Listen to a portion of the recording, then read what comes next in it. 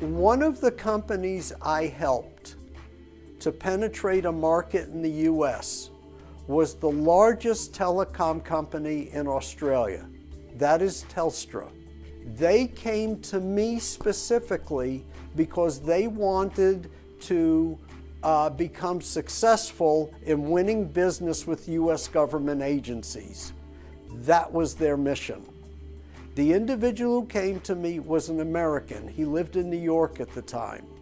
We started talking, and I met him for coffee and lunch multiple times over a period of weeks to educate him about what the US government market was and what it was not, and what any company needed to consider before jumping into that market. And the major thing I emphasize to him is you're either all in or you're out. You can't step in with a toe, test it out, fly in and out once in a while and expect to get business. And I talked about how the US government market, especially around Washington, is a world and community by itself. You meet people and do business on golf courses, in health clubs, and other social environments, whereas most people think that you do business by submitting proposals, waiting till an RFP or tender is on the street. That could not be further from the truth. After meeting with him multiple times, he asked me to talk to their head of their US operation.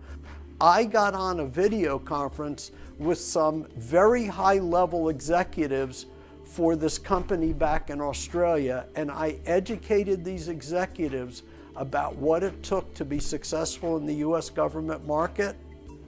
And the number one thing from them is I said, this individual that you put in charge of doing this business, he needs to know that he has your full support financially, for resources and time, and that you will back him over an extended period of time.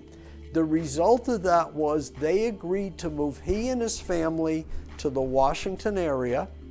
They set up a small office in Washington, and today they're recognized in the US government market, including agencies and contractors, the key individuals that matter, that this entity is here, it's established, they're ready for business, and they're willing to do what's necessary to be successful.